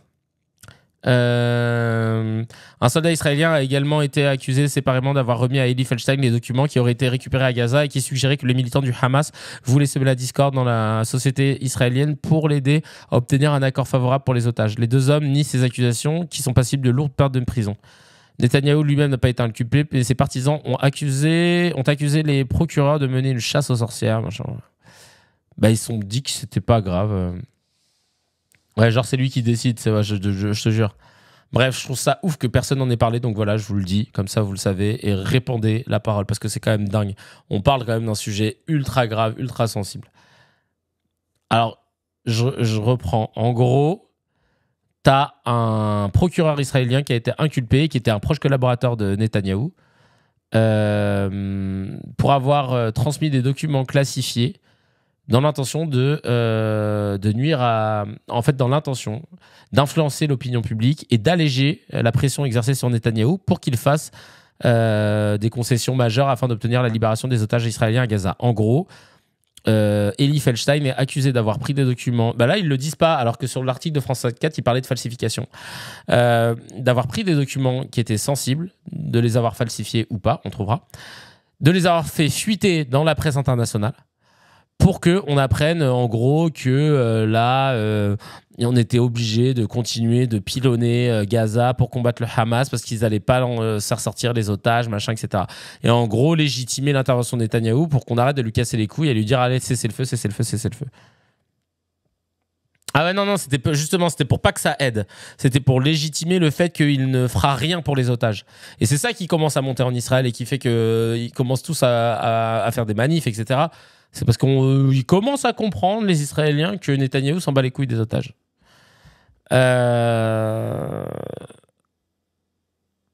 Alors, Uber Woman. Uber lance l'option Woman en France, permettant aux clientes de choisir une conductrice pour plus de sécurité. Déjà disponible dans certains pays, cette fonctionnalité entraînera des temps d'attente plus longs en raison du faible nombre de femmes chauffeurs. Qu'est-ce que vous en pensez ? C'est triste qu'on soit obligé d'en arriver là, hein, pour la sécurité des femmes. Vraiment très triste. Il y a quelqu'un qui mettait en commentaire Games14, c'est quand même une dinguerie qu'en 2024, les femmes ne soient même pas en sécurité dans un taxi. Quelle tristesse. La vie de ma mère, c'est scandaleux. C'est scandaleux. C'est ouf ça quand même. Ça te rappelle BoJack Horseman ? Ah, je me rappelle pas de la ref. C'est comme les métros pour les femmes au Japon. Ah oui, ils ont ça aussi. Je sais qu'il y avait ça, je crois, si je dis pas de bêtises, au Brésil, je crois. Il n'y a pas un système de notation. Ouais, si, il y a un système de notation sur Uber Arty, mais voilà quoi, tu vois. Certes, tu peux mettre une mauvaise note, mais il y a plein de chauffeurs Uber qui ont été accusés d'agression sexuelle ou autre et qui sont encore en circulation, quoi. Des rames de métro féminins à Paris, ce serait bien. Ouais, ça suffit pas, quoi. Ouais, c'est vrai. J'avoue ça aussi, surtout le soir. Ce serait mieux. Et non, mais c'est trop triste. Ça me fait trop de la peine, en vrai. Hein. Ça me fait trop de la peine parce que moi, je sais que même dans la rue, quand je marche tard le soir et que je rentre et qu'il y a une femme... tu sais, parce que parfois tu marches et puis il y a quelqu'un qui déboule sur ton passage à quelques mètres, et du coup, tu te retrouves à marcher derrière la personne. Et moi, il faut savoir que je suis quand même un grand et gros Renois d'1m86, et j'en ai conscience. Et que du coup, dans la rue, quand il fait nuit, que je marche et que d'un coup, quelqu'un se retrouve 2 ou 3 mètres devant moi en train de marcher et que c'est une femme et que je vois qu'elle s'est retournée et tout, c'est l'angoisse. Si vous saviez comment c'est l'angoisse pour moi, du coup, qu'est-ce que je fais ? Je change de trottoir. Après, j'essaye d'accélérer pour la dépasser, pour lui montrer que je la suis pas. Mais parfois, tu commences à accélérer, elle accélère, du coup, tu fais merde, qu'est-ce que je fais ? En fait, j'arrête pas de me trouver des trucs. Parfois ça m'arrive de tourner. De tourner. Non, on est tous en angoisse. Non, mais tant mieux. Ouais, en fait, c'est ça, on s'angoisse tous, en fait. C'est-à-dire que La nana, elle se dit putain, pourquoi elle accélère et tout. Et toi, tu te dis putain, vas-y, il faut que je la dépasse. Comme ça, elle voit que je la calcule pas. En plus, j'ai changé de trottoir. Alors que ça se trouve, la nana, à ce moment-là, elle s'est dit il a changé de trottoir pour faire croire qu'il fait diversion. Alors que non. On est dans un truc, mon pote. La vérité, la prochaine fois, sinon, il faudrait qu'on se trouve un code. Genre, entre gens safe. Genre, la nana, elle marche devant toi. Toi, t'es derrière. Tu vois qu'elle a fait ça. Qu'elle s'est retournée vite fait. Et tu lui dis, je sais pas moi, kangourou. Et donc, quand elle entend kangourou, ouais, mais non, parce qu'après, du coup, les gens problématiques ou les agresseurs et tout, ils vont avoir le code. Et après, ils vont dire kangourou.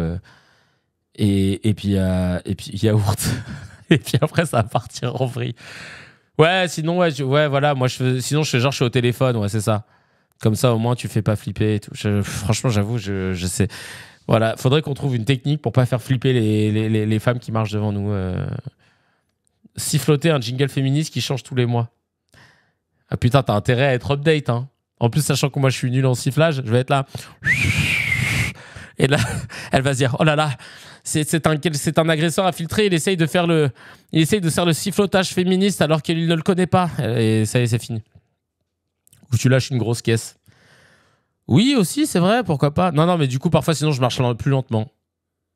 Ouais, pas le long plan, le sifflage. Parfois, du coup, je marche vraiment plus lentement.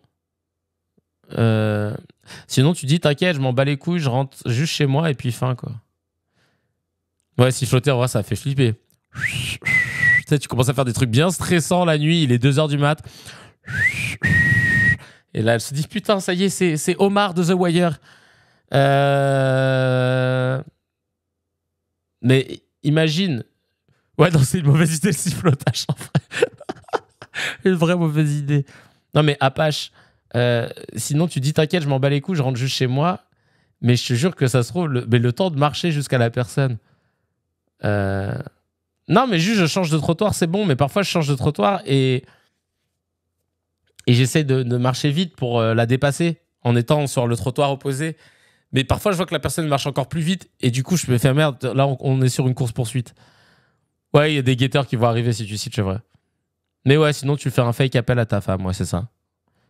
Ouais, mais ça fait tellement les charros psychopathes là qui. Ouais. Non, mais écoute, non, sinon tu marches plus lentement. En vrai, si je vois que ça commence à accélérer pas, ouais, ça n'enlève rien, on reste interne. Ouais, mais de toute façon. Voilà.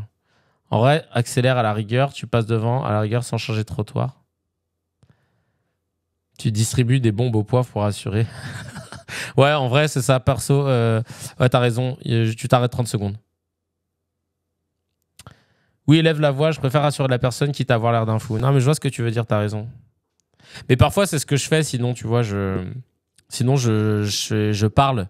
Je fais genre, je suis avec mes écouteurs et que je parle à quelqu'un. Et du coup, tu vois que je suis dans une discussion et tout, alors que je parle tout seul. Hein. Vous savez que ça m'est déjà arrivé plein de fois. Parce que moi, je suis quelqu'un qui aime bien parler tout seul pour, je sais pas, pour organiser mes idées, etc.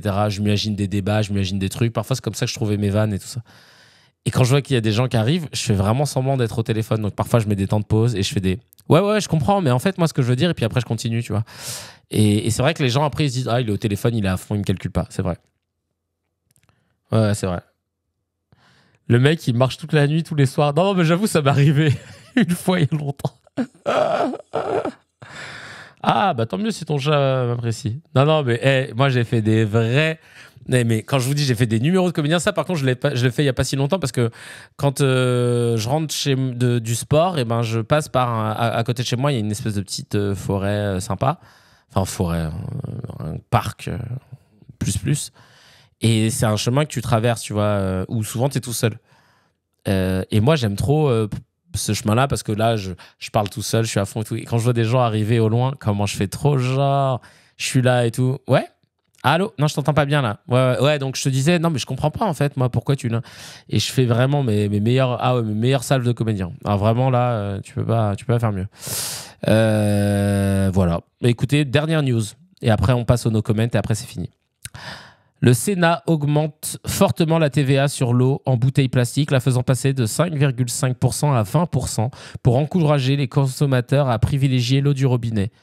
La mesure pourrait rapporter entre 150 et 300 millions d'euros à l'État. Ah putain, ouais. T'imagines, je commence à imiter meilleur tout seul. Là, les gens, ils me font interner. Non, mais là, attendez, on va revenir là-dessus. Là. Donc, le Sénat augmente la TVA. Alors, sur le fond, pas trop mal. Sur le fond, oui, pas trop mal. Moi, je bois pas d'eau en bouteille maintenant. Ça fait des années que je bois de l'eau du robinet. Sauf que je sais pas si vous avez vu le post d'Hugo Clément il y a pas longtemps sur tous les relevés qu'ils ont fait sur l'eau du robinet. C'est catastrophique. Donc, faut acheter des purificateurs. Mais des purificateurs que ils devraient nous rembourser, l'État. Tu vois ce que je veux dire? Ils devraient nous rembourser. Parce que c'est pas à nous de prendre sur nos deniers pour nettoyer l'eau. Ouais, voilà, c'est pire pour l'eau en bouteille. Oui, on a des pesticides, mais apparemment pour l'eau en bouteille, parce que tu as aussi des particules plastiques, etc. Mais normalement, c'est pas à nous de payer pour purifier notre eau, tu vois. Et apparemment, ouais, et justement, pour les gens qui ont des bébés et qui leur font des biberons, ils flippent parce que c'est pas de conseiller de le faire avec l'eau du robinet. Après, j'ai pas d'enfant, je sais pas comment ça se passe. Mais tous les gens qui ont des enfants m'ont dit putain, mais attends, quand t'as un bébé, c'est relou et tout. En France, ils vont bientôt t'accélérer pour que tu respires. Bah, oui, je pense. Gros marché de scam en plus, les purificateurs. Putain. Décidément, la carafe filtrante, c'est cher le filtre si tu remplaces toutes les 3 semaines. Mais ouais, moi j'avais eu une carafe filtrante. C'était quelle marque là? C'est un truc qui finit en A. Je sais pas si vous l'avez. Mais en fait, là, le filtre, il est cher. Hein. Ah ouais. Et moi, ma soeur, elle avait acheté un truc pour filtrer l'eau avec des filtres de... Oui, Brita, voilà, vous êtes des bons. Mais ma soeur, elle avait acheté une machine pour filtrer l'eau. C'était une machine avec des filtres de noix de coco, là, je sais pas quoi. Le fil de noix... mais sa machine, elle coûtait genre 300 balles, un truc comme ça. Et pour faire une bouteille d'eau de 1 litre, 1 litre 5, faut compter 3 à 4 heures. Vous avez bien entendu, hein, 3 à 4 heures. C'est pas style ah, j'ai soif, machin. Donc, flemme aussi, tu vois. Donc, en fait, t'as envie de dire, les gars, trouvez des bons filtres à foutre sur nos robinets et nettoyer mieux notre eau aussi, qui est infestée de pesticides. Même l'eau de pluie est polluée maintenant, donc ouais, c'est compliqué. Mais en fait, c'est pas à nous de prendre sur nous, encore une fois. Là, en fait, vous voyez ce qu'ils nous font à augmenter la taxe sur l'eau qui passe de 5,5 à 20%. C'est exactement la même chose que pour celles et ceux qui habitent en région parisienne, quand ils font les pastilles critères. Ah, mais je crois qu'il y a aussi dans beaucoup de grandes agglomérations les histoires de pastilles critères. Où en gros ta voiture, plus elle est récente, plus tu peux circuler. Tu as la pastille critère 1, critère 2, et puis maintenant à Paris ils te disent à partir de critère 3 ou 4 tu peux plus circuler parce que c'est des vieilles voitures qui polluent, etc. Et toi tu te retrouves comme un con parce que comme t'avais pas l'oseille, tu sais, à les écouter on a l'impression qu'on avait le choix entre une Twingo 2 claquée ou une Tesla et qu'on a choisi la Twingo 2 claquée. Bah non, en fait, si on a pris la Twingo, c'est qu'on n'avait pas d'oseille, chacal. Et eux, ils sont là en train de te dire, bah non, tu participes pas, tu fais le malin. Bon, bah non, tu peux pas changer ta voiture, bah voilà. Et en fait, non, c'est discriminant, en fait. C'est discriminant parce que moi, pour vous dire, à l'époque où j'étais riche, j'étais allé chez Mercedes pour prendre une voiture en leasing avec ma société et je vois, vous savez, les classes G chez Mercedes, c'est un truc carré comme ça, on dirait un véhicule de safari, d'accord? Et gros truc, gros cylindre qui suce de ouf en termes d'essence. Et je demande au concessionnaire, je vois qu'il y a une pastille critère 1 sur le véhicule. Je dis, mais excusez-moi, mais le classe G qui est là, il est critère 1 vraiment? Et il m'a dit, ouais, non, c'est juste qu'il est récent. Hein. Mais alors là, je peux vous dire que ça pollue. Hein. Il est full essence, ça envoie. Hein. Il y a 4 pots, machin. Et là, je peux te dire que je me suis dit, ah ouais, les enfoirés, quoi. Non, mais c'était l'époque où où je travaillais dans l'Empire du Mal. Critère 1 pour un classe G, impossible. Et ben, je te jure, je l'ai vu de mes yeux. Je te jure que je l'ai vu de mes yeux parce qu'il y avait la pastille sur le pare-brise, frangin. Ou frangine. Et c'est là que je me suis dit, mais wesh. En fait, c'est que de la tournure. En vérité, moi, le véhicule que j'avais, c'était un GLC coupé. Je travaillais chez Bolloré, donc voilà, je suis bien content d'être pauvre, mais droit dans mes bottes. Mais j'avais un classe G qui était hybride, d'accord? C'est-à-dire qu'il marchait aussi en électrique, mais aussi en essence.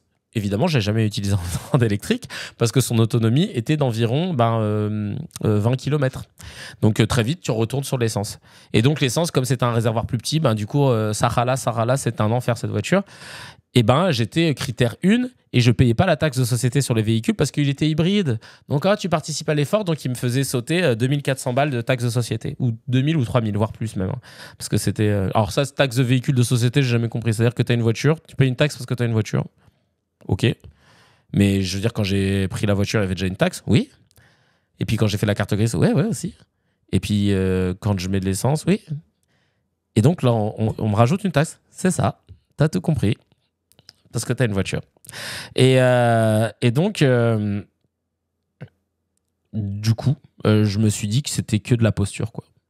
Historiquement, les critères se basaient uniquement sur l'émission de CO2. Après, ils ont découvert les émissions NOx. Ah, ok, d'accord, je savais pas.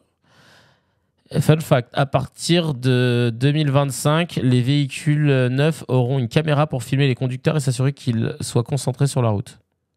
Ah ouais? Alright. Bref, tout ça pour dire que, encore une fois, moi, ok, tu veux mettre des pastilles critères parce que tu veux que les gens roulent avec des voitures qui soient propres, etc.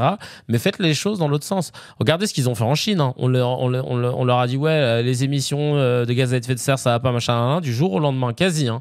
Ils sont tous devenus full électriques, avec tout ce que ça implique, hein, les batteries qui sont pas recyclables, etc., etc.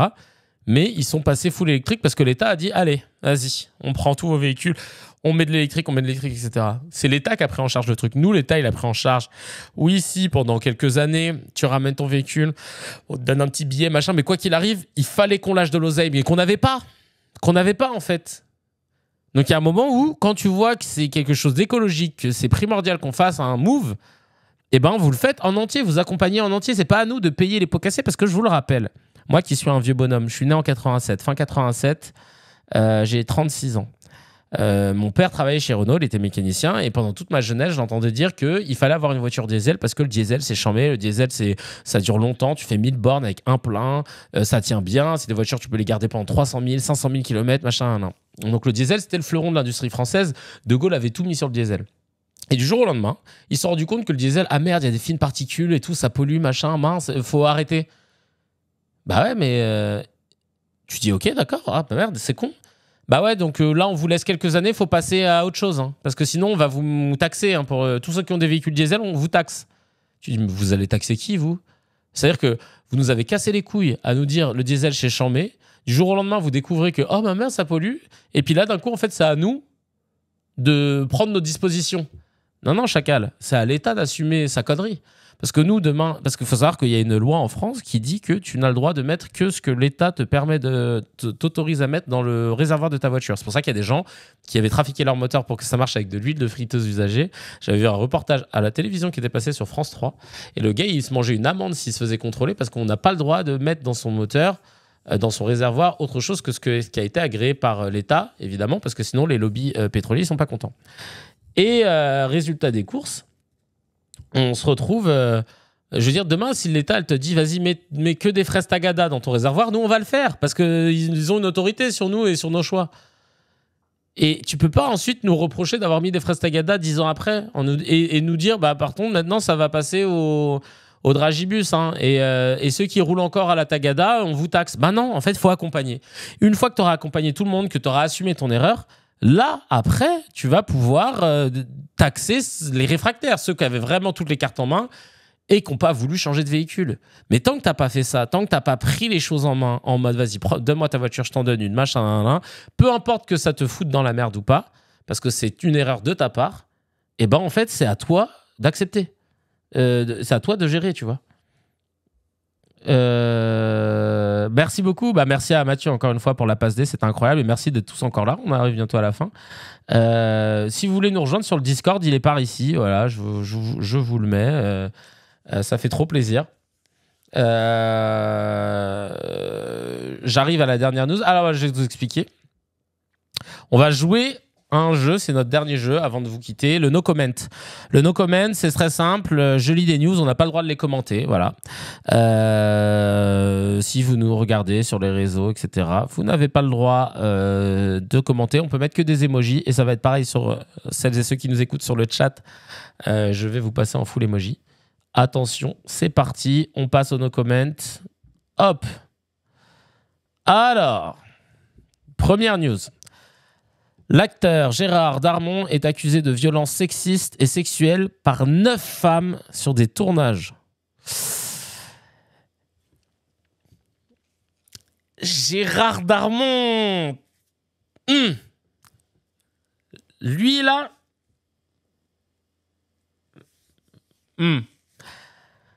Le journal israélien Haaretz, hostile à Netanyahou et critique de la guerre à Gaza, va être privé de financement public par l'État.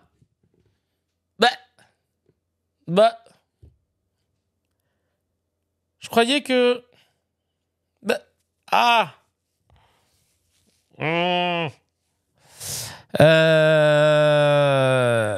Et enfin, Anne Hidalgo ne sera pas candidate aux élections municipales de 2026 à Paris.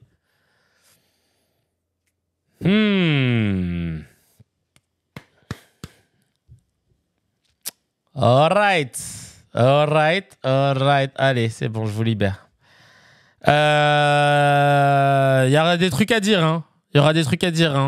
Je peux pas, j'ai tellement de choses à dire, on se le garde pour la prochaine fois. En tout cas, c'était un plaisir de pouvoir papoter avec vous. Merci aux nouveaux qui sont venus. Ça fait vraiment plaisir. Merci à toi, Anthony. Merci à vous tous et toutes. Merci pour le soutien et surtout, n'hésitez pas à nous suivre, à nous soutenir, à nous laisser des petits 5 étoiles par-ci par-là. Et puis on se dit à dimanche pour le quoi d'autre. Là, c'est plus de l'actu culturelle en compagnie de ma petite Gaëlle Kaninkanian, ma chérie. Et je vous dis, je vous souhaite déjà de passer une très bonne fin de journée, un très bon week-end. Et je vous dis à très très très très vite. Ciao, ciao.